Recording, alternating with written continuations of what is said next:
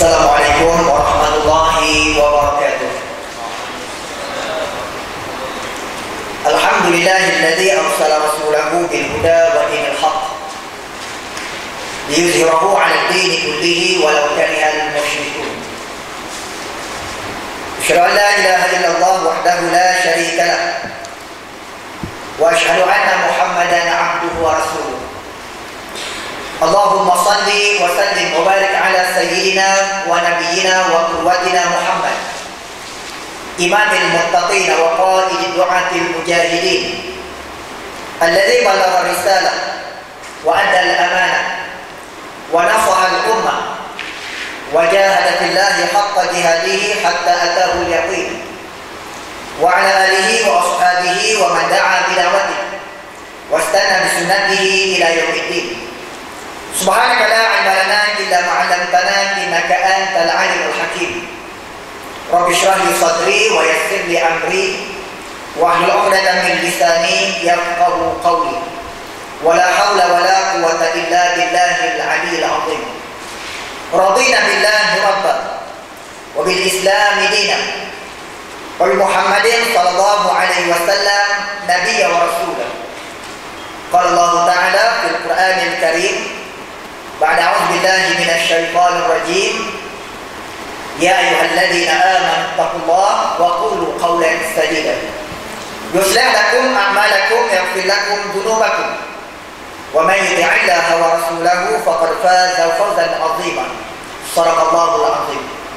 Firman Allah Subhanahu wa taala dalam surah Al-Ahzab yang bermaksud, wahai orang-orang yang beriman, bertakwalah kamu kepada Allah dan senantiasalah berkata akan perkataan yang benar. Nescaya Allah akan memperelokkan segala amalan kamu dan Allah akan mengampunkan segala dosa-dosa kamu. Dan sesiapa yang taat hanya kepada Allah dan Rasulnya, maka sesungguhnya dia telah mendapat satu kejayaan yang besar. Dan dihormati saudara pengurusi majlis Qaul Fikri kita pada malam ini, yang berbahagia sahabat saya, murabbi kita semua yang telah pun meninggalkan kita kerana ada program yang lain, Al-Fadhil Syekh Zainal Asri bin Haji Ramli selaku Naib Ketua Dewan Ulama PAS Negeri Kedah Darul Aman, sahabat saya Al-Fadhil Ustaz Muhammad Fikri selaku Ustaz Ulama Pelapis Dewan Ulama PAS Kedah, juga merangkap Mudir Sekolah Agama Islam Darul Ulum Seridu. Seterusnya kepada urus dia dan jawatan kuasa program di Qaul Fikri yang ke-7, kepada ikhwah akhwat muslimin dan muslimat, sahabat-sahabat yang dirahmati Allah sekalian. Alhamdulillah, pertama sekali marilah pada malam ini kita panjatkan syukuran kepada Allah Subhanahu wa taala. Yang pertama, Allah masih lagi memanjangkan umur kita. Hingga ke saat ini alhamdulillah kita masih dapat menghirup udara pemberian Allah, masih dapat bernafas. Yang kedua, kita bersyukur kepada Allah Subhanahu wa taala kerana pada malam ini Allah luangkan masa kita. Allah beri kekuatan dan Allah ringankan kaki kita dapat sama-sama kita melangkah habis. Kita berada dalam program Qaul Fikri, satu program yang sangat penting, pengisian untuk memastikan fikrah kita jelas, memastikan supaya perjuangan yang kita dukung insya-Allah, perjuangan yang kita perjuangkan ini insya-Allah kita tidak tersasar daripada matlamat asal dia. Moga-moga insya-Allah perjuangan ini akan diberi keberkatan oleh Allah dan moga-moga kita diredai oleh Allah Subhanahu wa taala. Kerana apa yang kita buat tidak lain dan tidak bukan limardatillah, semata-mata untuk mencari redha daripada Allah Subhanahu wa taala. Alhamdulillah, pada malam ini saya diberi peluang dapat bersama-sama dengan peserta-peserta, dengan ikhwah akhwat dalam program yang saya rasa amat penting. Program yang cukup penting, program yang majoriti hari ini di kalangan aktivis kita sudah tidak berminat. Lebih berminat berprogram-program untuk persiapan menghadapi raya sahaja, program-program luaran, konvoi dan sebagainya yang disertai oleh anak-anak muda. Di program di Qaul Fikri, program Usra, program Tamrin sudah mulai dilupakan. Sebagai sebuah gerakan Islam, PAS bagi sebuah gerakan Islam, ahli-ahli PAS, aktivis PAS, pendukung PAS tidak boleh lari. kita hendaklah mengambil contoh yang telah ditunjuk oleh Nabi kita Muhammad SAW supaya kita dapat memastikan perjuangan ini diteruskan. Kesinambungan ini insya-Allah dapat diteruskan oleh generasi yang akan datang, dan insya-Allah supaya perjuangan yang kita warisi daripada Nabi kita Muhammad SAW tidak mati hingga ke hari ini saja, pekerjaannya terus berterusan berpandangan hingga sampai kepada hari kiamat. Akan ada golongan yang akan mewarisi perjuangan yang telah ditinggalkan oleh Nabi SAW. Dan pada malam ini kita berada di malam yang ke-15 dari bulan Rejab, bulan yang ke-7 dalam takvim Islam 1434 Hijrah. Bulan Rejab salah satu daripada bulan haram yang disebut dengan Ashhurul Hurum, bulan-bulan haram yang perlu kita menghormatinya, ada kemuliaan.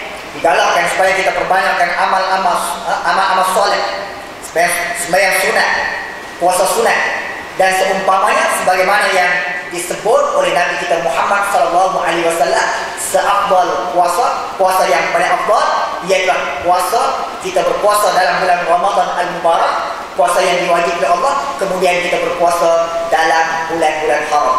Allah Ta'ala telah memilih dari 12 bulan, bermula dari bulan Muharram, bulan pertama dalam takvim Islam, hingga sampai bulan yang ke-12 bulan Zulhijjah. Di sana ada 4 bulan yang dikategorikan sebagai bulan-bulan haram: bulan Zulqa'dah, bulan Zulhijjah, bulan Muharram dan bulan Rejab. Yang hari ini kita berada dan kita melangkah masuk malam yang ke-15 daripada bulan Rejab 1434 Hijrah. Ikhwan akhwat yang dirahmati Allah, pada malam ini juga saya berkongsi sedikit ilmu yang diberi oleh Allah Subhanahu Wa Taala dengan tajuk yang diminta kepada saya untuk saya kupas, untuk kita bahas bersama insya-Allah, berkaitan dengan akidah perjuangan yang mesti kita pertahankan. Akidah perjuangan pas sebagai sebuah gerakan Islam, dia tidak boleh lari. Bahkan asas kepada perjuangan kita adalah akidah. Akidah merupakan asas perjuangan. Bukan pas ini parti politik semata-mata yang perjuangan dia hanya bergantung kepada isu-isu semasa saja. Karena isu-isu semasa yang berlaku apabila berakhirnya isu, habis. Tapi perjuangan yang berasaskan berakidah, dia akan kekal, dia akan berpanjangan. Sebab itu pas semenjak daripada permulaan, semenjak daripada tertubuhnya parti Islam setanah Melayu ini pada tahun 1951 sampai ke hari ini, sudah 60 tahun lebih, kita boleh bertahan dan kita boleh meneruskan perjuangan. PAS masih ada, PAS masih hidup, bahkan hari ini diterima oleh lapisan masyarakat, sama ada di kalangan orang Islam ataupun golongan non-Muslim, sudah bersama-sama dan sudah boleh memberi sokongan mereka, undi mereka kepada PAS. Alhamdulillah. Karena perjuangan kita letakkan asasnya akidah. Matlamat dia tidak lain dan bukan untuk menegakkan agama Allah Subhanahu Wa Taala. 1951 sampai ke hari ini, walaupun di sana ada parti-parti yang ditubuhkan selepas lepas berakhir, bertubuh, mati. Parti Semangat 46 hasil daripada pecahan UMNO tahun 1988 tak bertahan lama. Tapi PAS, walaupun kita tidak pernah diberi kemenangan untuk memerintah negara, tak pernah kita memerintah, mentadbir negara Malaysia sebagai sebuah kerajaan, hanya kemenangan kecil yang kita dapat, kita mampu dan kita pernah memerintah. Bahkan sampai ke hari ini kita pertahankan kerajaan kita di Kelantan, kita pernah memerintah di negeri Terengganu Darul Iman, dan kita juga pernah pernah memerintah di negeri Kedah Darul Aman 2008 segala daerah umum Babawi. Sedikit kemenangan diberi oleh Allah, tapi itu tidak mematahkan semangat kita, tidak mengecewakan kita. Walaupun kita tidak diberi kemenangan lagi, dan kita terus berjuang, sebab asas perjuangan kita adalah berdasarkan kepada akidah. Berdasarkan kepada akidah, seruan yang dibawa oleh Nabi kita Muhammad SAW, akidah tauhid yang mengajak manusia supaya manusia menyembah Allah Subhanahu Wa Taala, mengajak manusia supaya manusia membesarkan Allah, bukan sekadar membesarkan nama Allah, membesarkan kalimah Allah, bahkan membesarkan syariat Allah Subhanahu Wa Taala, sehingga tidak ada undang-undang peraturan yang lebih tinggi, yang lebih hebat daripada undang-undang dan syariat Allah Subhanahu Wa Taala. Muhammad Rasulullah. Kata kalimah mengajak manusia, supaya manusia mentauhidkan Allah, bersaksi bahawa tidak ada Tuhan yang disembah melainkan Allah Subhanahu wa taala, dan Nabi Muhammad itu adalah merupakan pesuruh Allah. Muhammad itu adalah merupakan Rasulullah sallallahu alaihi wasallam. Inilah perjuangan yang dilalui oleh Nabi. Dan di atas kalimah ini juga, atas dasar tauhid ini juga, ia yang telah dilalui oleh seluruh nabi-nabi dan rasul-rasul alaihi salatu wassalam yang telah diutuskan oleh Allah Subhanahu wa taala. Sehingga sampai kepada Nabi kita Muhammad sallallahu alaihi wasallam. Seruan dia, perjuangan dia, dakwah yang dikemukakan kepada orang-orang Quraisy Mekah, seruan yang dikemukakan kepada pemimpin-pemimpin Quraisy, seruan yang Nabi ajak yang dikemukakan kepada orang-orang Arab Badawi yang tinggal di sekitar sebenarnya Arab. Tidak lain yang bukan mengajak manusia supaya manusia berpegang kepada kalimah tauhid la ilaha illallah. Bila Nabi jumpa dengan Arab Badawi, ajak masuk Islam, mengucap dua kalimah syahadat. Sehingga disebut apabila Nabi SAW mengajak mereka supaya mereka mentauhidkan Allah, dengan mana mesti meninggalkan kesemua yang jelas bertentangan dengan apa yang dikehendaki oleh Allah. Lebih-lebih dalam soal mengatur, mengurus, mentadbir alam ini mesti berdasarkan syariat Allah. Orang Arab Badawi yang tidak faham, orang Arab Badawi yang tidak mengaji, yang tidak boleh membaca, yang tidak pernah pijak kaki mereka ke universiti-universiti, bila disebut kalimah la ilaha illallah, orang Arab Badawi faham. Dengan Arab Badawi menyebut hadhil kalimah taqwal muluk. Kalimah yang kamu bawa ini, seruan yang kamu bawa ini, perjuangan yang kamu bawa ini wahai Muhammad, perjuangan yang sememangnya tidak disukai oleh pemimpin-pemimpin, perjuangan yang tidak disukai oleh pembesar-pembesar, oleh raja-raja.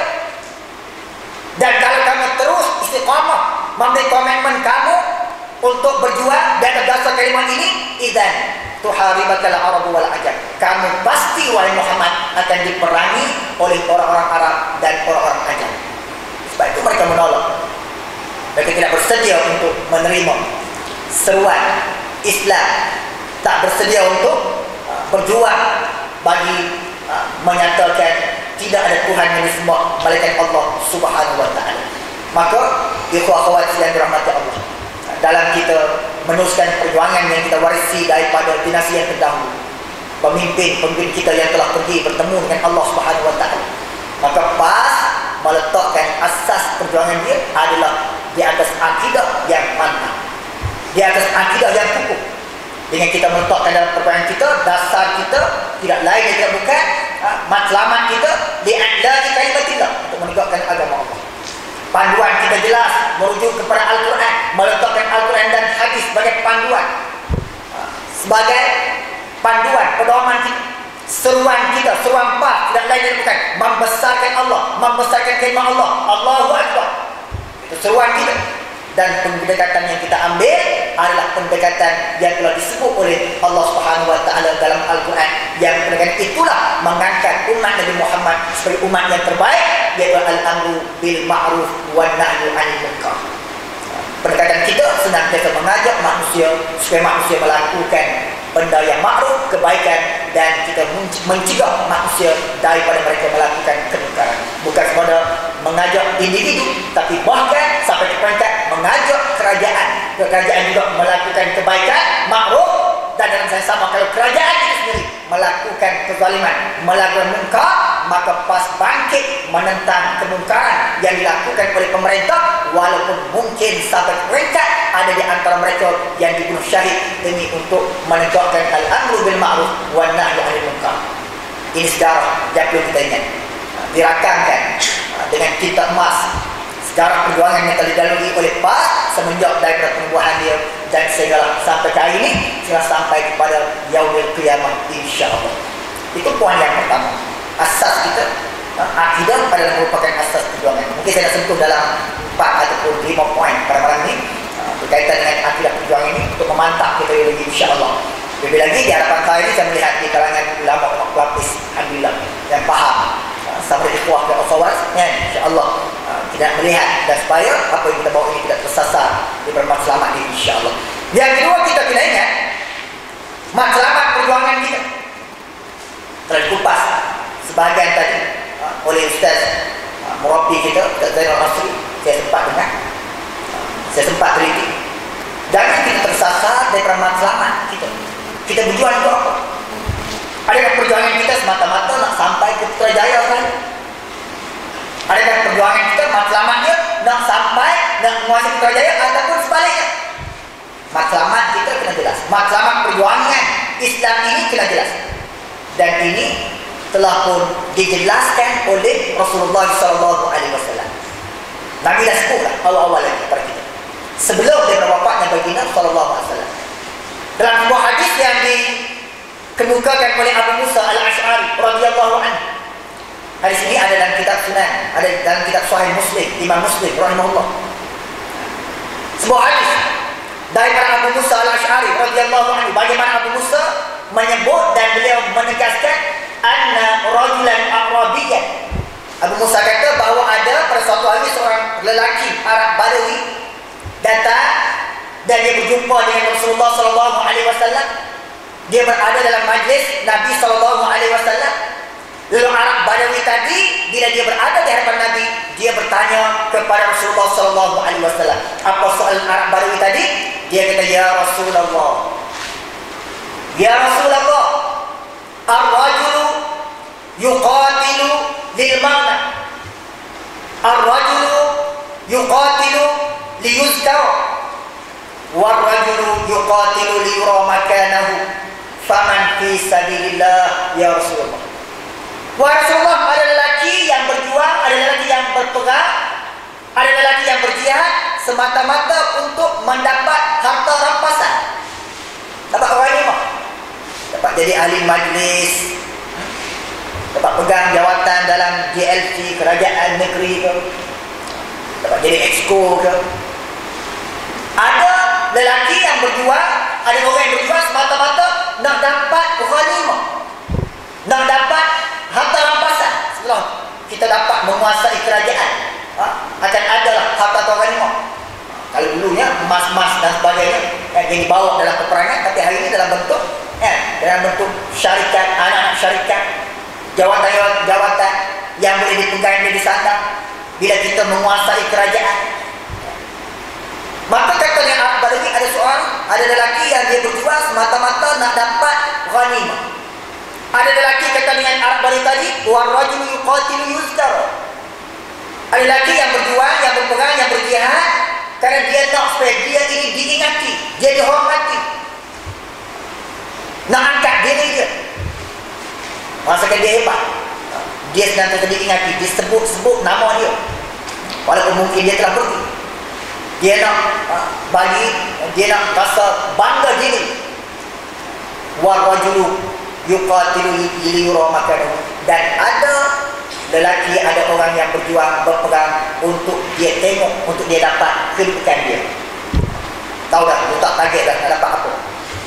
Belum apa-apa lagi, dah ada dalam blog tersebar dah.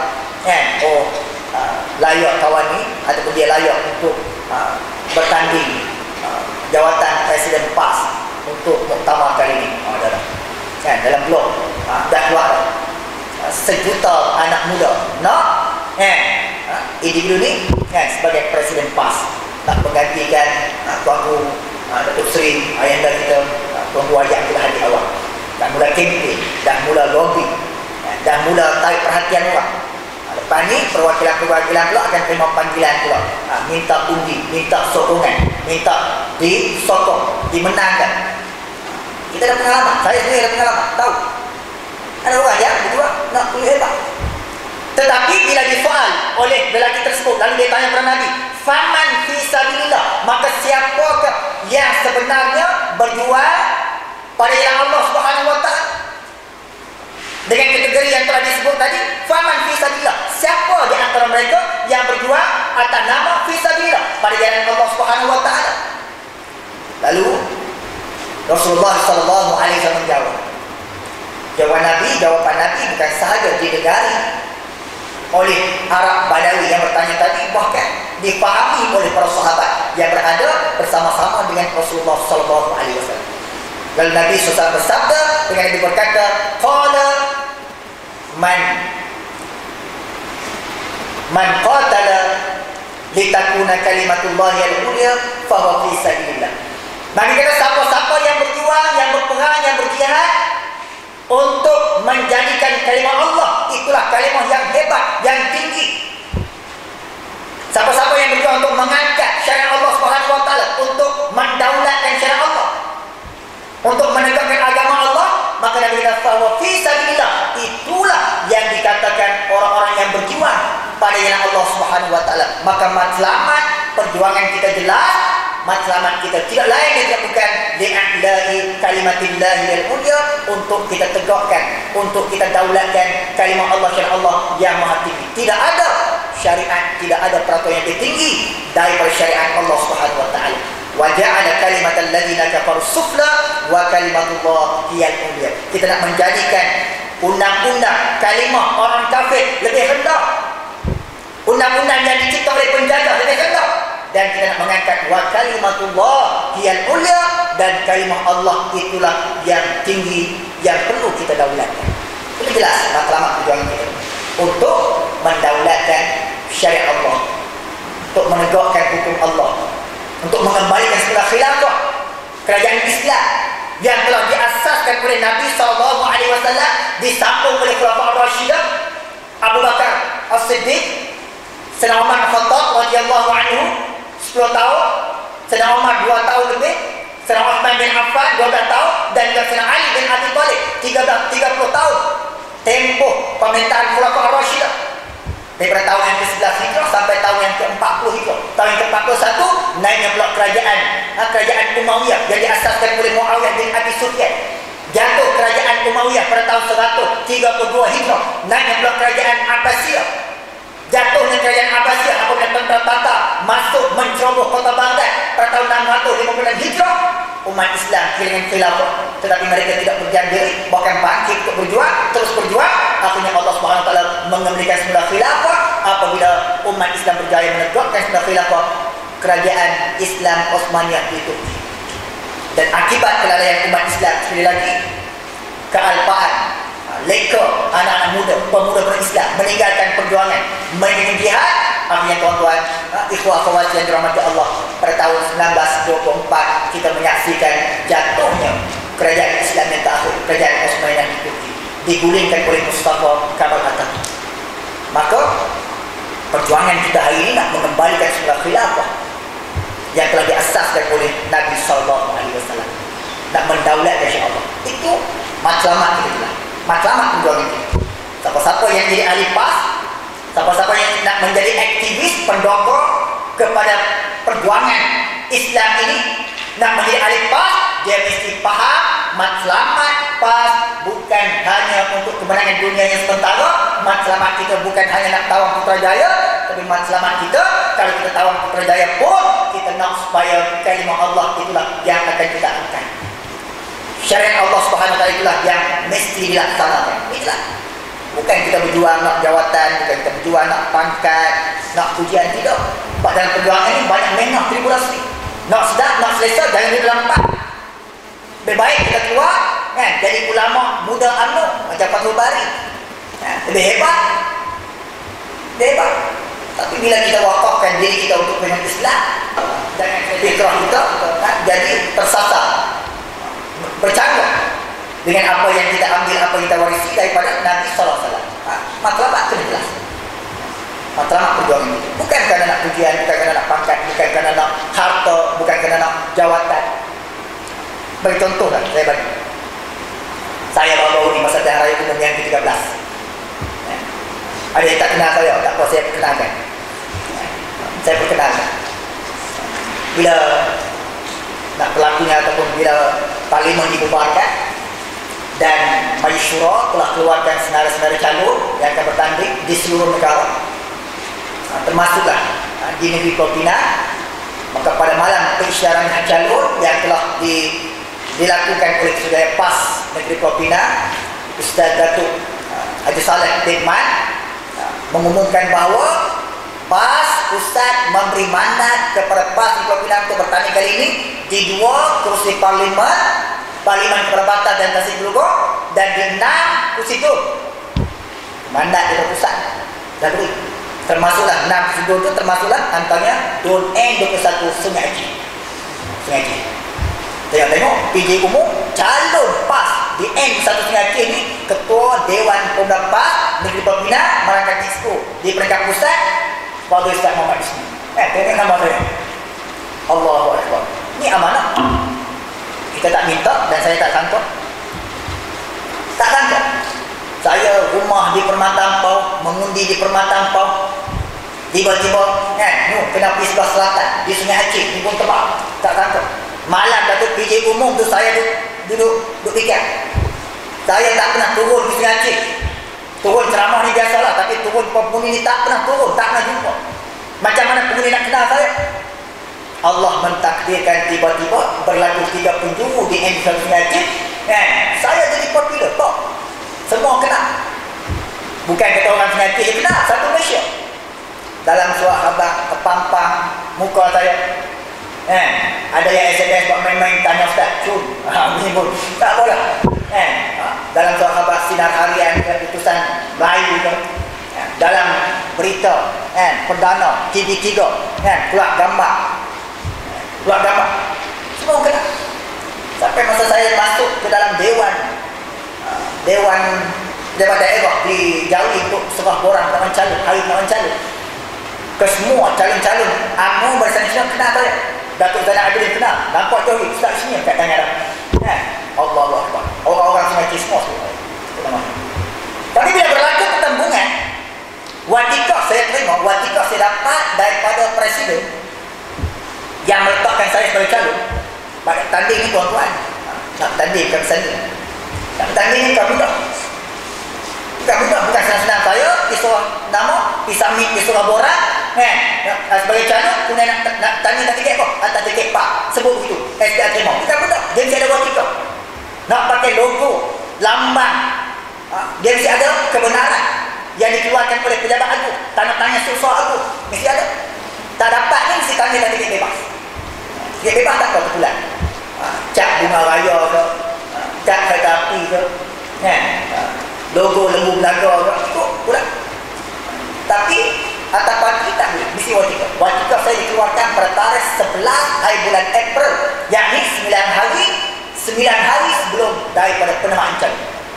Sebelum penamaan calon, penamaan calon 20 hari bulan. Tak mengundi 5 Mei. 11 hari bulan watika saya dah dikeluarkan. Saya dah terima. 2 hari sebelum penamaan calon, 2 hari sebelum penamaan calon, malam. Bukan malam terakhir, 2 hari sebelum dipanggil oleh pimpinan PAS peringkat negeri, termasuklah Dewan Ulama, Ketua Dewan Ulama sudah ada di pejabat perhubungan kita terpaksa memberi baiat untuk kita menjadi calon. Bukan mudah dalam PAS. Sebab tu kalau kita dalam apa keadaan sekalipun, situasi pun tak ada di kalangan ahli-ahli PAS ataupun YB PAS lompat, lari, keluar parti dan seumpama tidak berlaku. Sebab kita berbaiat. Wallahi wa billahi wa tallahi, kita mengambil amanah itu dan kita akan melaksanakan amanah yang telah diberi dengan sebaik mungkin. Kalau diberi kemenangan, kita akan jaga kemenangan. Amanah itu kita laksanakan. Dan kalau kita khianat beramanah ni, tiba-tiba kita tinggal, kita lari, maka serah kepada Allah. Allah akan melaknat kita. Dan seluruh para malaikat dan seluruh orang-orang yang beriman. Sebut seluruh orang yang beriman, kenal tak kenal, seluruh orang beriman akan melaknat kita. Maka bila besok hari enam calon, 19 hari bulan 20 nak turun dah, nak berarak dah hari enam calon, petang 19 hari bulan saya terima panggilan. Pada berkongsi dengan kawan-kawan, terima panggilan yang dia memaklum pada saya bahawa naik Presiden PKR Tuan Kuo beritahu kepada saya, Ustaz, keadilan PKR beritahu kalau sekiranya Ustaz tarik diri, tak turun pada hari enam calon, tarik diri petani, maka jawatan timbalan 3 Dun Pulau Pinang mereka akan beri kat Ustaz. Kalau saya nak jawatan tu, saya tarik diri lah. Hari-hari punya kamu tunggu mana Ustaz semua, tak nampak. Rupanya kita tak serah borang. Sebab apa? Tawaran itu nak serah, nak bagi jawatan timbalan 3 Dun Pulau Pinang. Saya cakap ke korang, saya sebut, kami berjuang, PAS, ahli PAS berjuang, kami berjuang bukan nak jawatan. Bukan nak jawatan, bukan sekolah nak jawatan 3 timbalan speaker ke, nak jawatan exco kan tidak. Tapi saya masuk kali ini pun sebab mandat daripada Presiden, mandat Lepas Pusat, dan ini untuk maruah PAS di Pulau Pinang. Sebab Pulau Pinang yang ada 40 kursi. Kena ingat, Kedah, walaupun besar Kedah ni 36 kursi dia. Kursi tu Pulau Pinang kecil dia 40 kursi. 40 kursi ni DAP ambil 19 kursi. DAP ni dia tak tambah. Walaupun dia ambil tempat lain, orang Cina ramai, tapi dia ambil 19. Maknanya kalau dia menang semua pun, kita kalah semua, pikat kalah semua, dia tak kena memerintah. Dia ambil 19. 21 kursi diserah kepada PKR dan PAS. 21 kursi. Tiba-tiba 21 kursi itu, bayangkan, adil ke tidak adil bila hanya 5 kursi saya diberi pada PAS. Sedangkan pada tahun 1999 PAS bertani 11 kursi di negeri Pulau Pinang, selain daripada kursi yang telah diambil oleh DAP.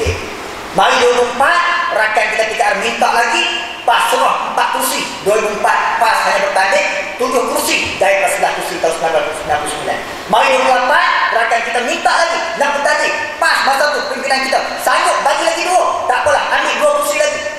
Pinang Tunggal dengan Sungai Aceh, PAS hanya bertanding 2008 5 kursi saja.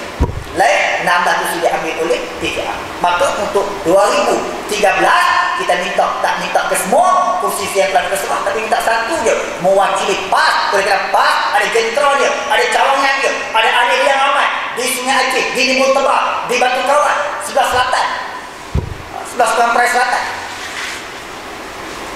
Minta. Apa dia dekat pusat dah tutup. Cuma rakan kita dekat di Pulau Pinang ni tak mau serah, tak mau lepas. Akhirnya berlaku kita menang. Saya sebut, kami bertanding, kami masuk dalam pilihan raya ini bukan kerana nak jawatan, tapi melaksanakan amanah. Melaksanakan amanah. Terus kalau nak jawatan boleh dapat, dah offer dah nanti. Saya kata tak ada. Sampai saya tengok siap nak turun, siap pakai baju Melayu, syuk Melayu, tengah nak pakai samping. Isteri di rumah pula ni, abang ni betul ke nak pergi ni? Si Tama pula ni, isteri kedua pula ni. Nak pergi untuk perangan calon perarakan. Panggilan telefon masuk lagi, diganggu. Panggilan telefon masuk lagi, jangan. Kalau ustaz pergi pun, nanti kalau ada juga calon daripada PKR, ustaz tarik diri, jangan semua orang. Kami akan bagi apa-apa yang ustaz. Saya kata maruah, ini maruah perjuangan. Saya sama sekali tidak akan menggadaikan maruah perjuangan PAS itu sendiri. Walaupun saya dituamah, walaupun saya dihina, macam-macam SMS, panggilan masuk Facebook saya, Twitter, dalam blog, semua serang, kata Ketua Budak Penang pun gila jawatan sebagainya. Oleh kerana ini mandat yang telah diberi oleh Pak Ustaz, saya pegang. Watika itu saya pegang. Sehinggalah apabila hari Senin, selepas 2 hari penangan calon, apabila Presiden kata bagi laluan, baru kita akur. Keluar di mulut Presiden sendiri, bagi laluan, tak apa, saya akur. Tak berkempen, tak turun jumpa pengundi. Walaupun di sana ada ahli-ahli kita yang marah, yang buat kerja juga, yang turun berkempen juga, dan masa penangan calon, masa hari pembuat undi pun ada undi-undi yang diberi pada saya. Dapat juga tak berkempen pun, saya berkempen di Temerloh untuk Ustaz Surian Tontowi, dia berkempen di Selangor, tiba-tiba di Sungai ada juga bagi undi. Tambah kosong di belakang, confirm saya menang hari itu. Tambah satu dia kosong di belakang, menang. Dapat. Itu sebagai contoh saya nak bagi saudara kongsi lah dengan sahabat-sahabat pada malam ini. Itu pengalaman kita, pengalaman saya sendiri. Tapi ketua Dewan Pendapat Negeri, sepak terjang politik kita tahu, rakan kita, ada ketikanya dia tidak sebagai rakan, tapi dia musuh. Dia bimbang nak lepas kursi sebab dia nampak kalau kita beri banyak, kalau kita, katanya mereka, kita serah berlepas dah lepas menang lebih banyak kursi, silat-silat, jawatan timbalan ketua menteri pun kita dah pegang. Itu yang mereka takut. Sama macam di Islam, kali ini, hari ini kita melihat, menyaksikan apa dia? Kursi kita lebih banyak daripada kursi kawan kita. 15 kursi kita menang Islam daripada 8 kursi, hampir 100% kemenangan, 15 kursi, DAP menang 15, PKR menang 14. Itu pun sahabat-sahabat kawan, bagaimana kurang ajarnya mereka, biadabnya mulut mereka, biadabnya mulut timbalan Presiden PKR Azmin Ali yang meletakkan kekalahan PKR di Selangor, banyak kursi yang hilang di Selangor, PKR hilang kursi Kota Damansara, ini karena Presiden PAS. Biadaknya mereka, Datuk Uwit. Sedangkan kita sebut masa kerajaan kita di Perak jatuh hari itu, 2 ekor hak lompat daripada PKR tu, kan, kita tak pernah salahkan PKR tu. Kerajaan negeri Perak jatuh, ini kerana Anwar Ibrahim, ini kerana PKR, kita tak pernah sebut. Kita tak kata. Walaupun kita kehilangan kerajaan negeri, kita hanya mampu memerintah mentadbir negeri Perak 11 bulan saja selepas kita menang 2008 jatuh kerajaan. Sebab antara puncanya mereka. Dan ini di Selangor kita tak kalah, kita tak jatuh, bahkan kita menguasai 2/3 kursi di peringkat DUN. Pinang juga kita menguasai 2/3, Kelantan kita menguasai 2/3, tapi yang mereka menang tipis. Banyak negeri yang tak boleh menguasai 2/3. Di Terengganu hanya membezakan 2 kursi saja. 15 kursi kita, 17 kursi UMNO bersama. Di Perak 3 kursi, kita 28, mereka 31. Ini bila-bila masa saja boleh ubah kerajaan. Bukan doa lah buat bagi Yasin, biar ada yang meninggal. Buat pihak Rocik, insyaAllah. Terengganu ke, Terengganu dah runtuh, banyak runtuh. Terbaru masjid, bubur masjid runtuh. Biar runtuh tak kepala adul tu, kita buat dah insyaAllah. Berubah kerajaan. Bagi Yasin banyak sikit. Ini matlamat perjuangan kita jangan tersasar. Disebut dan dibuktikan, ditunjuk oleh Nabi kita Muhammad SAW. Berjuang dia untuk menegakkan kalimah Allah. Di'adha di kalimatillah yang mulia. Bukan nak habuan-habuan dunia. Tak perlulah, tak apalah. Kita faham bagaimana disebut oleh Ustaz dalam asri pada kita pun. Ada orang ini ujian. Ada di antara aktivis kita, ahli kita, pendukung PAS yang dia sudah mula tersasar di masalah asal. Bila dia nampak sedikit je nikmat kemenangan yang Allah beri, dan nampak dah madiyah tu berada di depan mata dia, dan mula tersasar. Sampai dia hari dia mengatakan nak ke Putrajaya. Ayam ni, golongan ini bila tersasar di masalah asal, bila kalah dia akan rasa kecewa. Kalau dia akan rasa kecewa, dia cari alasan, dia salahkan presiden dan seumpamanya. Bagi kita tidak terima apa yang telah ditetapkan oleh Allah Subhanahu Wa Taala. Zaman ujian, orang munafik tidak ada di Mekah. Tak ada golongan munafik pun di Mekah. Ketika mana Islam tak menang, ketika mana Islam susah, ketika mana Islam ditindas, para sahabat diseksa. Ramai di antara sahabat yang telah berhijrah ke bumi Habsyah nak menyelamatkan akidah iman mereka.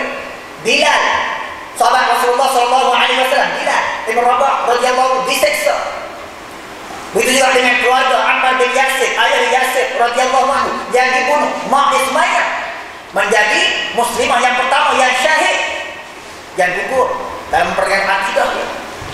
Masa itu tidak ada golongan munafik.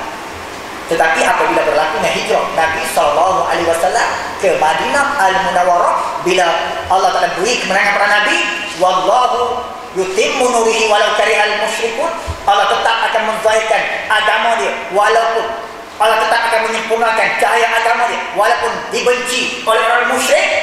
Bila Nabi dah berkuasa, maka adanya golongan munafik. Adanya golongan munafik yang nak ambil nikmat, peluang ketika mana Islam diberi kemenangan oleh Allah SWT. Tapi mereka ini tak kekal. Allah dedah turunnya ayat-ayat dalam surah Al-Munafiqun, dan turunnya ayat di awal surah Al-Baqarah yang manusia itu dipecah pada 3, golongan yang beriman, golongan kafir, dan golongan yang munafik. Sebelah sana pun tidak, sebelah sini pun tidak. Duduk tengok-tengok mana peluang ada, dia pergi.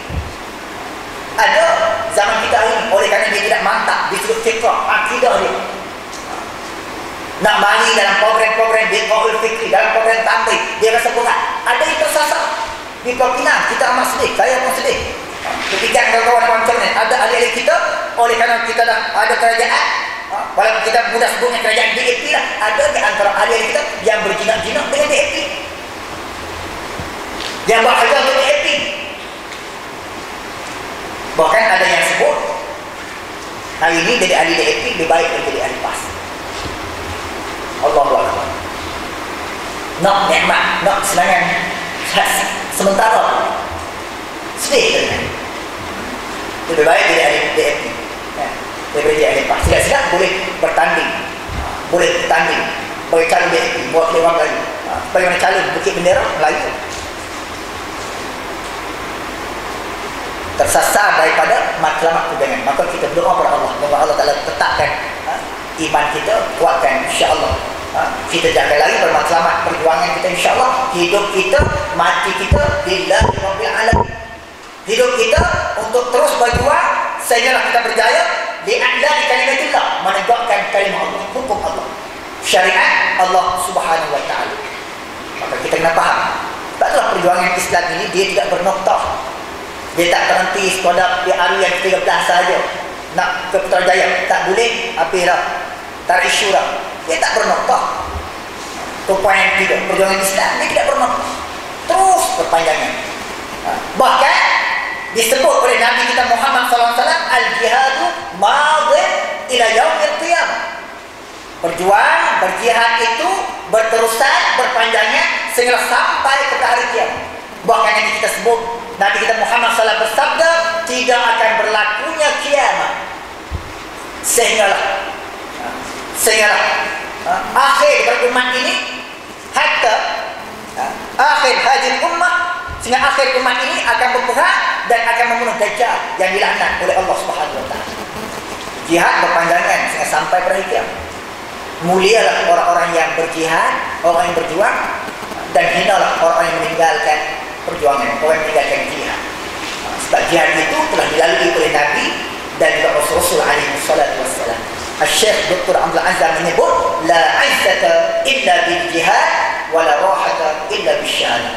Tidak ada kemuliaan izzah bagi umat Islam melainkan dengan mereka berjihad, berjuang atas jalan Allah Subhanahu wa taala, dan tidak ada istilah rehat kepada pejuang-pejuang Islam wala rahata illa bil syahadah, melainkan setelah dia syahid, setelah dia bertemu dengan Allah Subhanahu wa taala, dia berehat dalam surga Allah Subhanahu wa taala. Lagi hidup dia terus berjuang. Ranjau, mehnah, tribulasi kita akan tempuh. Maka perjuangan Islam dia tidak bernoktah. Wawasan dia bukan sekadar nak sampai ke Arab 13, nak sampai ke Putrajaya saja, tidak, bukan nak sampai pada 2020 tidak, tetapi lagi mana kita hidup, kita terus berjuang, jadi kemenangan oleh Allah, kita jaga kemenangan, laksanakan perintah amanah Allah, dan kalau kita kalah sekalipun belum diberikan oleh Allah, maka kita terus bekerja untuk menyemarakkan perjuangan dan berdakwah kepada orang bukan Islam untuk menyelamatkan mereka, nak mengeluarkan mereka daripada adab api neraka Allah Subhanahu wa taala. Dakwah kita teruskan. Sebab sebagai sebuah gerakan Islam, kita mengimbang di antara gerakan dakwah, gerakan siasat, tarbiyah. Alih-alih kita mantapkan dengan tarbiyah, PAS mesti, alih-alih PAS mesti ditarbiyah, mesti dididik, dibentuk. Sebagaimana pentarbiyahan yang dilakukan oleh Nabi SAW kepada para sahabat. Nak menang bukan senang. 13 tahun Nabi tarbiyah, 13 tahun Nabi bentuk, Nabi didik para sahabat. Tanam akidah, pasok akidah yang kukuh, mantapkan apa dia? Mantapkan ibadah mereka dan sempurnakan akhlak mereka. Nabi pasok akidah tu supaya bila diuji pun mereka tidak lari meninggalkan perjuangan. Akidah dia mantap. Jangan akidah dia rendah, tak dipasok dengan begitu kukuh, maka dia akan meninggalkan perjuangan ketika mana dia diuji oleh Allah Subhanahu wa taala. Sebab perjuangan Islam ni kita sebut, tak dapat tidak, mehnah, tribulasi itu sunnatullah. Allah telah menyebut dalam Al-Quran, ta'asiban nas an yutraku an yaqulu amanna wa hum la yuftanun. Adakah manusia boleh mengira, adakah manusia menyangka bahawa mereka dibiarkan berkata mana kami beriman, sedangkan mereka belum diuji oleh Allah Subhanahu wa taala. Sedangkan mereka belum diuji oleh Allah Subhanahu wa taala. Ujian pasti akan kita tempuh. Ujian pasti akan ada. Ada orang yang diuji dengan kesusahan, ada orang yang diuji dengan kesenangan, dia roboh. Ada orang yang diuji dengan kesakitan, dengan sakit. Ada orang yang diuji dengan pelbagai mehnah dan tribulasi. Tapi Allah Taala menyebut, tak dapat tidak, orang yang beriman ini pasti akan diuji oleh Allah. Hasiban nas an yutraku amanna wa hum la yuftanun. Bahkan disebut di sana, walanabluwannakum bisyai'in minal khauf wal ju' wa naqsin minal amwal. Akhir ayat. Banyak orang yang beriman akan diuji dengan perasaan takut, rasa takut, dengan sedikitnya harta benda, dengan musuh-musuh yang ramai. Kita kena ingat sebagaimana yang telah dilalui oleh Nabi SAW, diuji rasa takut. Hari ini pun kita dah rasa mula bimbang bila kita tak diberi penangan oleh Allah Ta'ala. Hari ini UMNO bersama sudah mula mengganas, buat tangkapan, tangkap 2-3 orang pimpinan rakyat, termasuk anak pun Ghafar Baba, Datuk Tamrin pun dihumpan masuk dalam penjara, nak disabitkan, dibawa akta hasutan dan seumpamanya. Rakyat yang dibebankan dengan akta-akta. Ini juga GST nak dilaksanakan. Nak dilaksanakan. Lepas tu, ramai di kalangan rakyat yang bawa ni takut nak buat perubahan, tak berani. Itu ujian. Tapi kita kena ingat, takut jangan sampai ke peringkat kita tinggalkan dia. Takut ni memang naluri dah, tak ada buat apa. Siapa tak takut bohong. Tak takut bohong. Ada orang takut dengan hantu. Ada orang isteri pun takut. Takut juga. Biasa Nabi SAW, para sahabat juga takut. Kerana Abu Bakar As-Siddiq bila masuk bersama dengan Nabi dalam gua tu, tengok kaki-kaki kuda pemuda-pemuda Quraisy yang mengejar, yang mencari Nabi, gemetar tubuh Abu Bakar. Sehingga ditenangkan oleh Nabi SAW, la tahzan, innallaha ma'ana. Jangan kamu rasa sedih, jangan kamu rasa takut, Allah dengan kita. Maka kekuatan orang yang berjuang pada Allah Subhanahu Wa Taala, kekuatan kita ma'iyatullah, kebersamaan Allah dengan kita dalam perjuangan. Itu kena ingat. Ini akidah, tunjang kepada akidah perjuangan, ma'iyatullah, kebersamaan Allah dengan kita. Allah bersama kita. Wa tarjuna minallah ma la yarju. Kita mengharapkan Allah, mengharapkan rahmat Allah, mengharapkan pertolongan, inayah, ma'unah dari Allah Subhanahu Wa Taala.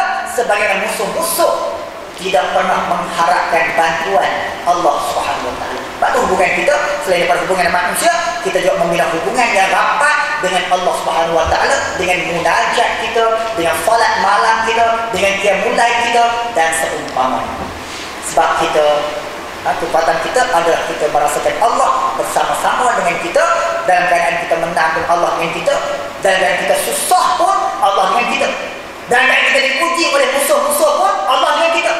Itu yang buat kita tak lari. Itu yang buat iman kita mampu bertahan walaupun diuji, walaupun diseksa. Ikhwan muslimun, anggota ikhwan dan diseksa dalam penjara, mereka tetap istiqamah dalam perjuangan walaupun jasad mereka diseksa, sebab akidah. Mereka merasakan Allah bersama-sama dengan mereka. Ambil contoh peristiwa yang dilalui oleh Nabi dan diperlihatkan oleh Allah kepada Nabi dalam peristiwa Isra' wal Mi'raj. Dan bulan yang kita berada di Raja, di mana Nabi bersama Jibril dalam perjalanan Isra' wal Mi'raj dikisahkan. Nabi melintasi lalu satu kawasan. Lalu bila Nabi sampai di situ, Nabi mencium wangian, bau wangi harum semerbak. Peristiwa Isra' berlaku pada waktu malam. Tengah-tengah malam, lalu satu tempat kawasan gelap, bau wangi. Kalau kita rumah, belum rumah. Siap? Allah sabar lah, baca ayat kursi, hambut kiri kanan, jaga malam pun. Bawa kereta seorang-seorang. Ada kawan saya, dia takut sikit. Kereta, kawan saya. Dia takut. Kalau duduk sembang elok-elok dengan kita sembang hantu. Sembang hantu je. Anak minta maaf, anak boleh dulu. Takut tu. Allah. Takut. Kita buat program tampil dengan dia, sekali pernah. Tengah malam, bawa dia pergi, letak di kumuk Cina. Kumuk Cina. Nak uji keberanian, seorang-seorang. Pagi esok demam pun. Tetap, demam. Allah. Kita kata, sebab apa takut? Baiklah makhluk macam mana sekalipun, dia tak boleh memudaratkan kita, tak boleh sentuh kita, mereka dengan izin Allah. Sebab pernah takut? Cerita kawan takut, dia bawa kereta. Kereta jenis kereta, apa? Wagon tu, kereta yang lambakan, dia tak barang, Toyota. Memang kereta tu ayah dia, kedai lah, jaga, bawa dia barang tu, dia bawa kereta pagi-pagi, lepas subuh. nak pergi ke Pekan, ayah dia minta tolong ambil barang, buka cermin, pernah bawa kereta kertas surat khabar ayah dia hampak di belakang, terbang naik, dia tengok belakang putih, dia punya tekan, ya ada apa kan, apa-apa kertas je lah. Dia takut dengan bayang-bayang. Kita insya-Allah, Allah dengan kita tak takut, kita tak bimbang. Maka bila Nabi melintasi satu tempat, Nabi bau harum, wangian harum semerbak, Nabi tanya kepada Jibril. Kisah ni sahabat-sahabat yang kawan boleh rujuk dalam kitab apa ni, kitab As-Sirah ataupun kitab Tarikh Islam berkaitan dengan episod Isra wal Mi'raj. Nabi tanya kepada Jibril, ya Jibril, ma hadhihi raihah? Qala Jibril, wangian apa? Bau apa? Jibril alaihissalam sebut pada Nabi, hadhihi al-maqbarah, ni kubur, ni kawasan kubur. Bila diberitahu kubur, Nabi terkejut. Kubur yang Allah Ta'ala muliakan, punya kubur tu sampai kubur dia boleh mengeluarkan wangian yang harus semerbak, tentu ada keistimewaan, tentu ada kelebihan kepada Tuhan punya kubur. Lalu Nabi SAW bertanya, kubur siapa dia? Yang Allah Ta'ala muliakan dia, bukan jasad dia saja wangi, bahkan kubur dia. Lalu Jibril AS beritahu kepada Nabi, kubur itu kubur Masyitah binti Fir'aun. Kubur itu kubur Masyitah. Masyitah ni bukan sikat rambut, kepada anak perempuan Fir'aun. Nama dia wallahu a'lam. Becek dalam kitab apa ni, kitab tafsir. Tapi Masyitah itu gelaran, kepada itu kan sikat rambut. Maqbarah di Masyitah binti Fir'aun. Bukan Masyitah anak perempuan Fir'aun, tidak. Bukan sikat rambut kepada anak perempuan Fir'aun. Lalu dikisahkan, itu yang kita tahu. Kalau Jibril tak beritahu kepada Nabi, kita pun tak tahu sebab benda ni berlaku. Zaman Nabi Musa AS, kisah bagaimana dia pertahankan iman dia, sanggup mati, sanggup melihat anak-anak dia dicampak masuk dalam kawah, seorang demi seorang mati. Sampai ke peringkat dia dengan anaknya yang masih kecil, yang berada di depan tuan dia, yang baru dilahirkan. Cuba bayangkan seorang ibu, anak masih menyusu, yang baru dilahirkan, rasa sakit masa bersalin itu pun masih belum hilang lagi. Tiba-tiba anak tu nak diambil, nak dicampak masuk, dia rasa kesian. Anak ni tak ada dosa, tak buat salah lagi. Hati dia dalam keadaan muzabzabi, dalam keadaan teragak-agak, dalam keadaan kalau aku pertahan, anak aku akan dibunuh. Kesian dia, bayi ni tak berdosa lagi. Tapi kalau aku mengakui, ya engkau wahai Fir'aun Tuhan, dia akan diselamatkan. Fir'aun tanya, bila bocornya rahsia yang diberitahu oleh puteri dia, kata Masyitah, kata wahai ayah, ada Tuhan yang lain selain Allah Ta'ala, selain daripada kamu wahai ayah. Lalu Fir'aun panggil Masyitah di depan Masyitah. Fir'aun bertanya, wahai Masyitah, betulkah di sana ada Tuhan yang lain daripada aku? A'inaka ilahu, wahai, adakah di sana Tuhan yang lain daripada aku? Masyitah kata, na'am, dia ada. Allahu Rabbi, Allahu Rabbuka, Allah Rabbun Nas, Allah Tuhan aku, Allah Tuhan kamu, Allah Tuhan kepada seluruh manusia. Akhirnya dia dijatuhkan hukuman pun. Lalu saat bagaimana iman Masyitah diuji oleh Allah Subhanahu Wa Taala, melihat bagaimana Fir'aun akan bunuh anak dia, Allah Taala Tuhan yang melihat, Allah tolong masa itu. Allah Taala bagi kekuatan, ketenangan. Allah turunkan ma'unah ketenangan Allah. Tiba-tiba budak bayi yang berada di pertuan dia, anak dia masih kecil itu, tiba-tiba bayi itu dia bercakap, ya umma isbiri fa innaki 'alal haq. Wahai ibu, bersabarlah, sabar kejap ya. Bila ruh bisa berjasad adik, sakit itu sekejap. Isbiri fa innaki 'alal haq. Sesungguhnya ibu berada di atas kebenaran. Maka dia sakit. Kalau tanya wahai Masyitah, kamu tetap dengan akidah kamu? Ya, saya tetap dengan akidah saya. Baik, apa yang kamu minta? Bila kamu nak dibunuh, Masyitah kata, aku minta satu. Bila kamu bunuh aku, anak-anak aku, suami aku, maka segala tulang belulang yang ada dalam kawah ni, tolong tanam dalam satu pesawat, tanam satu kubur. Fir'aun mematakan janji dia, ditanam, dan ketika mana Nabi setelah melintasi kawasan tersebut, Nabi mencium wangian yang harus membuat Allah muliakan Masyitah, bukan sikat rambut kepada binti Fir'aun, anak perempuan Fir'aun, bukan Masyitah Ibrahim. Allah mulia. Sama dengan kisah yang Allah paparkan dalam surah Yasin yang kita baca. Kisah Habibun Najjar. Wadrib lahum matalan ashabal qaryah idh ja'al mursalun idh arsalna ilaihim wa Muhammad, perbandingan, perumpamaan ketika mana para sahabat bertanya kepada Nabi, merasakan bahawa mereka sikit. Bagaimana mereka nak berhadapan dengan kekuatan musuh yang ramai? Allah tunjuk, Allah nak beritahu. Sikit-sikit pun ramai juga nak dibandingkan dengan kisah Ashabun Najjar. Kisah apa dia? Habibun Najjar. Allah Ta'ala utus 2 rasul kepada sebuah kampung. Yang kampung itu disebut dalam kitab tafsir Ibnu Katsir, nama dia Antakiyah. Wadrib lahum matalan ashabal qaryah idh ja'al mursalun, ketika mana mereka telah didatangi, diutus oleh Allah dengan beberapa rasul. Berapa rasul? Idh arsalna ilaihim musnain fakadzabuhum. Mula-mula Allah telah hantar 2 orang nabi.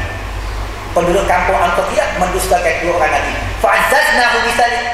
Lalu Allah tambah azzazna. Lalu Allah kuatkan 2 orang nabi tadi dengan rasul yang ketiga. 3 orang nabi, 3 orang rasul. Ajak penduduk Antakiyah supaya beriman, tapi tak ada yang beriman. Sehingga sampai ke peringkat penduduk kampung ni dah bengang dah. Tak boleh nak tengok, tak boleh nak dengar keseruan dakwah yang dilakukan oleh 3 orang rasul. Maka mereka berpakat, pokok ni dengan geng perkasa ni, kan, jom kita bunuh 3 orang rasul ni. Dia geng Samsung perkasa ni, kita bunuh, kita baling batu, kita buat, kita pijak perut 3 orang ni, dia mati. Lalu 3 orang nabi tadi dikepung oleh penduduk-penduduk Antakiyah daripada grup perkasa, kena kepung. Ketika itulah Allah nak tunjuk, walaupun nabi 2 orang nabi tadi berdakwah, tak ada orang terima. Rupa-rupanya di sana ada seorang lelaki, seorang pemuda yang beriman. Dia menyembunyikan iman dia. Dia bertakut juga. Dia tahu undi itu tak rahsia, boleh dapat juga, boleh trace. Dia sembunyikan iman dia. Tiba-tiba bila dia melihat 3 orang nabi tadi nak dibunuh, dia datang untuk menyelamatkan 3 orang rasul. Waja'a min aqsal madinati rajulun yas'a qala ya qaumi ittabi'ul mursalin. Tiba-tiba datang berlari seorang anak muda, seorang lelaki yang nama dia disebut Habibun Najjar. Dia lari nak menyelamatkan 3 orang rasul. Dan dia berkata, ya qaumi ittabi'ul mursalin, wahai kaum aku, wahai bangsa aku, wahai orang Melayu, ikutlah rasul-rasul yang telah diutuskan oleh Allah Subhanahu wa taala. Dia seru dia aja. Tapi mereka tak terima, tetap dengan kedegilan mereka. Akhirnya bagaimana Habibun Najjar dibunuh oleh penduduk kampung itu. Dia kata, sebelum kita bunuh 3 orang nabi ini, kita bunuh Habibun Najjar. Bagaimana dikisahkan jasad dia dibaling dengan batu, jasad dia dipijak, pijak jasad dia, terburai perut dia, keluar habis isi, jantung, hati semua pecah, terburai perut dia. Tapi apabila dia diuji sampai tahap itu, apabila roh dia telah dikeluarkan, dipisah dari jasad, dia mati, maka dia diberi kemuliaan oleh Allah Subhanahu wa taala dengan malaikat menyampaikan berita gembira kepada dia, qila dukhulil jannah, wahai Habibun Najjar, masuklah kamu dalam syurga Allah Subhanahu wa taala. Itu matlamat dia. Itu matlamat kita, syurga Allah. Jasad kita tak dunia ni membawa apa pun, nak diperlakukan sebagaimana binatang sekalipun. Oleh kerana kita berjuang, istiqamah kita dalam perjuangan, takut roh kita berpisah dengan jasad, maka bidadari akan sambut, kita akan berada dalam syurga Allah. Qila dukhulil jannah, dikatakan kepada Habibun Najjar, masuklah kamu dalam syurga Allah Subhanahu wa taala. Jadi noktah yang mesti kita faham dalam perjuangan ini, dia ada mehnah, ada tribulasi. Lepas tu nak menguji kita. Ada di antara kita yang tak boleh tahan dengan ujian-ujian. Ada di antara kita yang dia gugur di tengah jalan. Saya termasuk dalam golongan al-mutasaqituna ala tariqid dakwah, gugur di tengah medan perjuangan. Mula-mula diuji, masa dulu universiti hebat, masa dulu Mesir tak hebat, memimpin, aktif dalam persatuan, pemerah, contoh, presiden lah, dengan jawatan-jawatan ni lah, dengan amil lah, dengan nakib, dengan najibah, nak kali 2 orang ke bawah. Ada juga, hebat. Tapi bila balik, pertama diuji dengan kerjaya. Nak kerja. Ada sahabat saya pengalaman. Saya daripada Pakistan. Sahabat saya balik hebat. Dulu masa di sama-sama belajar dulu, dia pernah menjadi amir persatuan. Amir tegakkan satuan pelajar hebat. Tapi bila balik kerja cari kerja tak dapat, akhir-akhirnya tekanan keluarga dan sebagainya, sanggup kerja di bawah majlis agama di salah sebuah negeri, saya tak sebut, tapi syarat dia nak dapat jalan tu kena isi borang UMNO. Dia sanggup isi. Allah, apa dengan kerja itu. Ada masa kerja, dapat kerja, tak rebah lagi, hebat lagi, apa hebat, diuji lagi. Dengan apa dia? Dengan keluarga pula, nak kahwin. Cari-cari salah pilih, dia pegang, dia ambil puteri. Mula-mula dia dah dakwah puteri, puteri rebah dia pun terak. Tak, mari serah dah, dia tahu kita ada jumpa dah. Ana masyghul, ana sibuk, zaujah pening kepala, sakit ni. Habis, lepas tu, la kalam wala salam. Tak tahu di mana. Tak apa, SMS pun tak ada. WhatsApp pun tak ada. Rasak je. Habis. Rebah dengan kerja. Ada orang boleh tahan lagi, alhamdulillah. Kahwin pun hebat. Bahkan kadang-kadang isteri dia, pasangan dia, kalau dia kahwin, kalau suami tu kahwin, suami dia pun hebat dengan kehebatan dia. Ada yang suami hebat, kahwin, isteri dia pun hebat juga, alhamdulillah. Kalau uji lagi, dapat isteri yang kedua, kalau boleh tahan lagi, terhebat lah. Saya sebutnya habis semangat pada bulan-bulan depan. Saya dah lebih lah, alhamdulillah.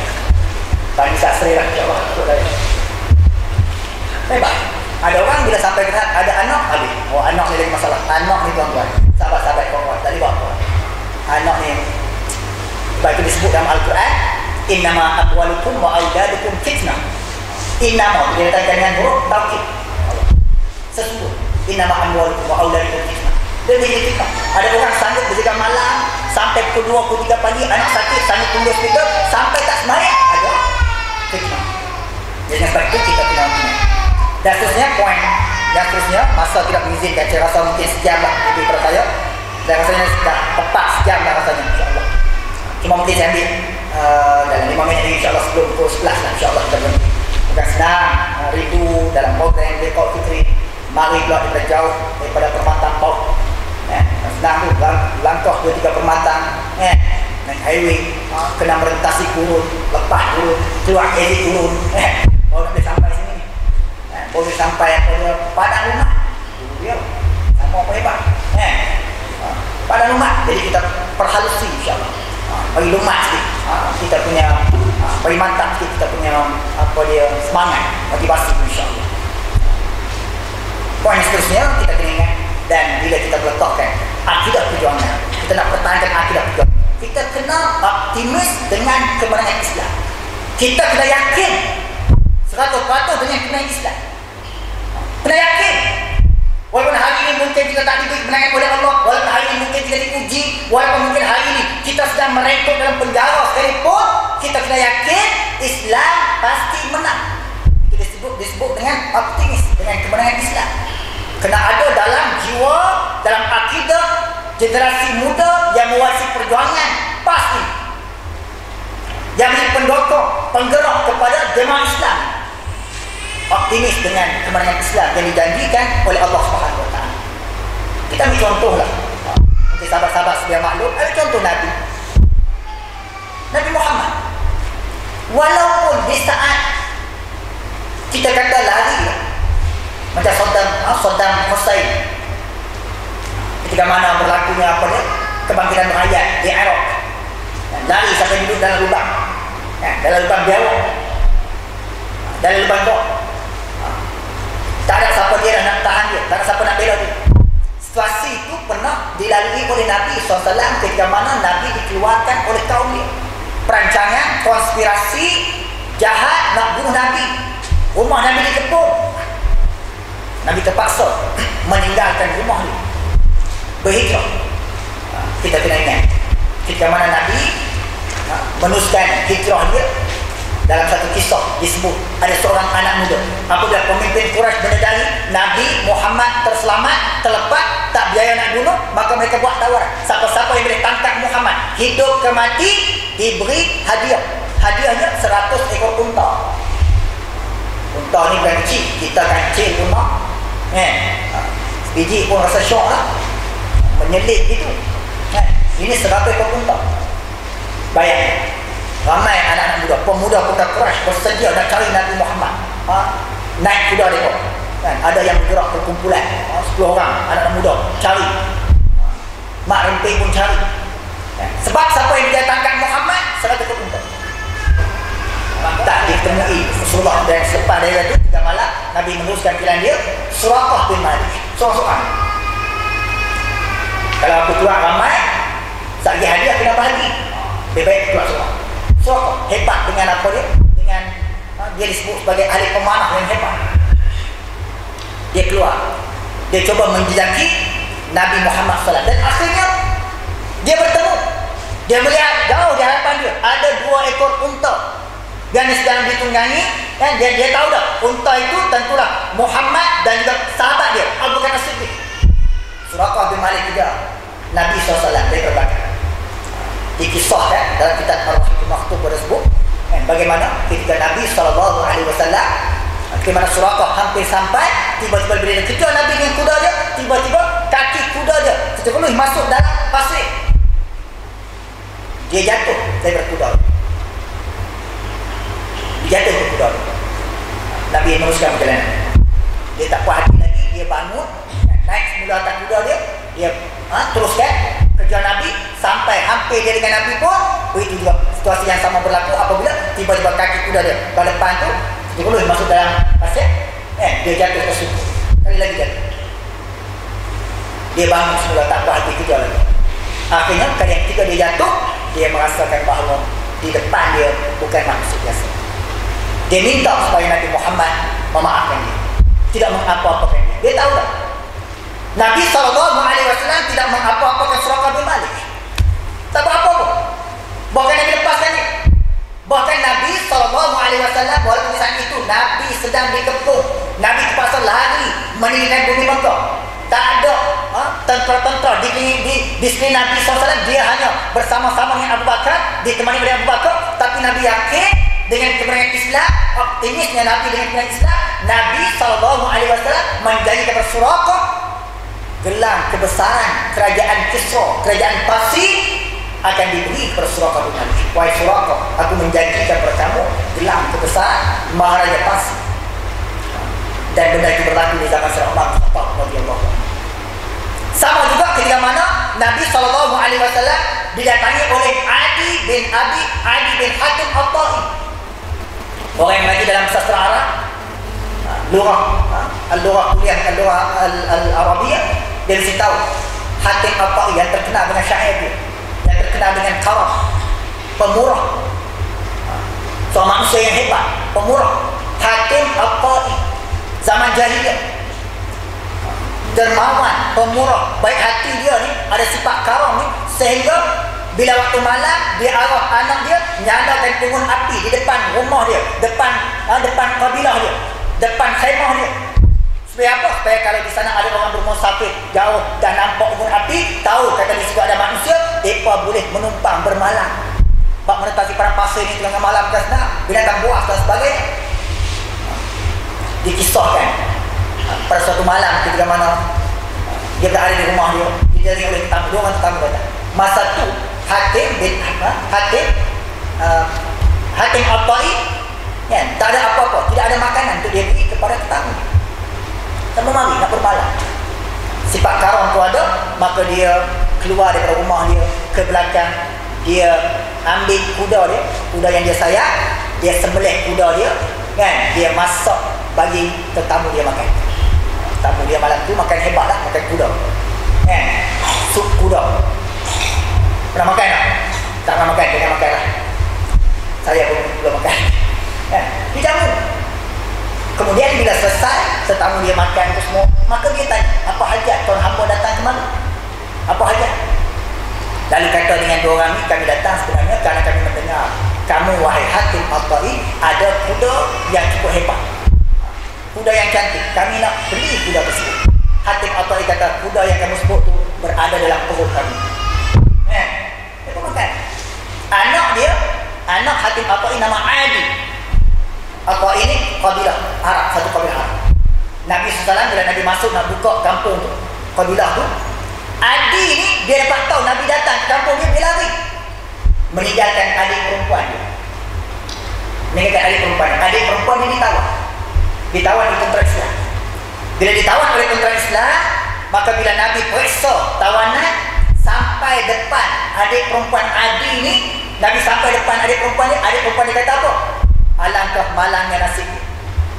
Alangkah malangnya nasib dia, ayah dia telah tiada, ayah telah meninggal, abang pula telah lari, melarikan diri. Tak siapa nak jaga dia. Nabi bila mendengar perempuan tadi sebut begitu, Nabi tanya, kamu ni siapa dia? Siapa kamu? Man anti? Lalu anak perempuan tadi menyebut, dia kata, saya anak kepada Hatim At-Ta'i. Bila Nabi ingat nama Hatim At-Ta'i, Nabi kata, ayah kamu mempunyai sifat yang diajar dalam Islam. Sifat yang ada pada ayah kamu itu masa zaman jahiliyah memang itulah sifat yang ada dalam Islam. Karam, pemurah, dermawan. Lalu diberitahu oleh adik perempuan, abang saya Andi telah lari. Dia tak jaga kami dah. Bila tahu kata Rasulullah masuk, dia lari. Bahkan dia ketua kabilah, dia lari. Lalu Nabi Muhammad SAW membebaskan wanita tersebut. Nabi lepas adik perempuan Andi. Adik perempuan dia bila dilepas oleh Nabi, dia pergi jumpa abang dia. Dia jumpa abang dia, pujuk abang dia, kempen dekat abang dia, ajak abang dia mari ke Madinah jumpa Nabi. Lalu akhirnya Adi bersedia datang untuk jumpa Rasulullah di Madinah. Bila dia datang, ringkas cerita, bila dia sampai, dia tengok Nabi berada dalam masjid bersama para sahabat, Adi masuk. Lalu bila Nabi tengok Adi sampai berdiri di hadapan dia, Nabi tanya, kamu ni siapa? Man anta? Lalu dia menjawab, ana Adi bin Hatim At-Ta'i. Saya Adi bin Hatim At-Ta'i. Nabi tahu. Maka bila disebut itu, Nabi bangun. Nabi ajak dia ke rumah Nabi. Dalam perjalanan itu, bila berjalan dengan Nabi, dia dekati Nabi. Dia berkata, Muhammad ni bukan seperti aku sangka, orang yang angkuh, yang sombong. Tidak. Nabi berjalan dengan tawaduk. Berjalan berselisih dengan seorang perempuan tua, Nabi menghormati perempuan tu, layan hajat perempuan tu dulu, bertegur siapa dulu, Nabi layan. Nabi boleh sampai di rumah Nabi, masuk dalam rumah Nabi, tiba-tiba Nabi ambil hamparan tikar lah, kalau kita tikar perempuan. Tapi orang Arab dulu dia guna apa dia? Daun-daun pelepah tamar, dibuat sebagai hamparan. Nabi ambil tikar sepatutnya Nabi duduk, Nabi letak bagi tetamu dia duduk. Bahkan Nabi duduk atas tanah, belum ada syirik. Dia menghormati tetamu Nabi SAW. Adi dia perhati. Bila Adi berada di hadapan Nabi, Nabi kata, Nabi bercakap dengan Adi, wahai Adi, kenapa kamu tak bersedia untuk masuk Islam? Adakah kamu melihat orang Islam ni sikit, musuh Islam hebat, musuh Islam ramai, Islam ni lemah? Adakah dengan sebab itu kamu tidak bersedia untuk masuk Islam? Demi Allah, kata Nabi, demi Allah wahai Adi, suatu hari nanti kamu akan melihat kerajaan Rom dan Parsi akan berada di bawah tangan umat Islam. Jaminan Nabi sebut. Yang pertama, Nabi tanya lagi, wahai Adi, kenapa kamu tak mau masuk Islam? Adakah kamu melihat di sana orang Islam ni fakir, miskin, papa kedana? Demi Allah, wahai Adi, suatu hari nanti kamu akan melihat bagaimana harta benda ni melimpah ruah datang berada di tengah umat Islam. Masa tu tidak ada orang yang nak terima zakat. Yang ketiga, kata Rasulullah SAW di hadapan Adi bin Hatim At-Ta'i, wahai Adi, kenapa kamu tak mau masuk Islam? Adakah kamu rasa takut? Adakah kamu rasa tak selamat, tak aman? Demi Allah, wahai Adi, suatu hari nanti kamu akan melihat ada seorang perempuan yang berjalan daripada bumi Al-Qadisiyah, dia keluar, dia pergi ke Mekah, dia berjalan seorang diri, dia tak takut melainkan hanya kepada Allah Subhanahu Wa Taala. Disebut. Dan akhirnya ringkas cerita, Adi ni dia masuk Islam. Masa Nabi wafat pun dia masih ada. Benda yang dikata depan dia, yang didengar dia tak berlaku lagi. Sehingga di zaman Umar bin Khattab, dua daripada tiga yang disebut Nabi janji berlaku. Jatuh Rom, jatuh Parsi, disebut oleh Nabi berlaku. Adi melihat, benarlah kata Rasulullah, ada seorang perempuan ketika mana umat Islam di zaman Umar bin Khattab boleh berjaya membuka Palestin. Abu Ubaidah negara masuk membuka Palestin. Yang hari ini Palestin dikuasai oleh orang-orang Yahudi laknatullah. Bahkan 15 Mei baru ni, 15 Mei, hari ini 24 Mei, kita memperingati Nakbah Palestin. Malapetaka yang menimpa umat Islam Palestin 65 tahun dah. Bumi Palestin berada di bawah cengkaman penguasaan tentera Zionis laknatullah. Dibuka di zaman Umar bin Khattab, bagaimana seorang perempuan daripada Al-Qadisiyah, bumi Quds, berjalan bermusafir mari ke Mekah menunaikan haji, mengerjakan umrah, dia tidak takut keadaan aman, tidak ada perampok, tidak ada penyamar, tidak ada orang yang nak mengganggu wanita yang berjalan. Dia tidak takut, mereka yang dia takut Allah Subhanahu wa taala. Maka Adi kata 2 daripada 3 ni telah berlaku, dan aku yakin satu lagi yang disebut pasti akan berlaku. Allah tidak memanjangkan umur Adi, dia meninggal. Dan benda yang Nabi sebut ini tidak berlaku di zaman Sayyidina Umar bin Abdul Aziz radhiyallahu anhu. Atau benda menimpa ruh, tak ada orang nak terima zakat. Ambil pergi ketuk pintu setiap rumah nak bagi zakat, semua tolak. Kami tak layak terima zakat, kami dah ada, Allah berkata rezeki kami, ambil balik. Tak boleh beri zakat sebab semua orang tak bersedia terima. Inilah janji Allah. Islam pasti akan diberi kemenangan oleh Allah Subhanahu wa taala, dan suatu hari insya-Allah kita nak melihat, kita yakin, dan kita akan terus berjuang. Kita nak melihat insya-Allah, tertegur insya-Allah Subhanahu wa taala, Allah mengembalikan keamanan kepada seluruh penduduk manusia-manusia di atas muka bumi ini, rahmatul alamin, sebagai pembawa rahmat. Insya-Allah apa yang pernah dilalui, yang berlaku di zaman Nabi, yang berlaku di zaman Sayyidina Umar Khattab, yang berlaku di zaman Sayyidina Umar bin Abdul Aziz, dia juga pasti akan berlaku setelah Islam diberi kemenangan oleh Allah Subhanahu wa taala. Maka itu akidah perjuangan kita pasak bagi mantap insya-Allah. Teruskan perjuangan, walaupun di sana ada ujian dan sebagainya. Kita nanti insya-Allah, dan ia adalah sunnatullah yang pernah dilalui oleh nabi-nabi dan Rasul alaihi salatu wassalam. Jadi ikhwan akhwat yang dirahmati Allah, saya rasa tidak masih ada bahasa menyampaikan untuk memanjang ucapan saya. Balik semula ke Pulau Pinang, ikhwan akhwat mungkin dekat dari sini. Jadi saya minta maaf ada tersalah, terkasar bahasa, mohon maaf. Paling baik kepada Allah, mari kuat perkembangan diri saya dan dengan ilmu yang ada dengan penuh nak diri saya, mohon maaf lagi. InsyaAllah Allah panjangkan umur kita berjumpa dalam masa. Assalamualaikum warahmatullahi wabarakatuh. Takbir.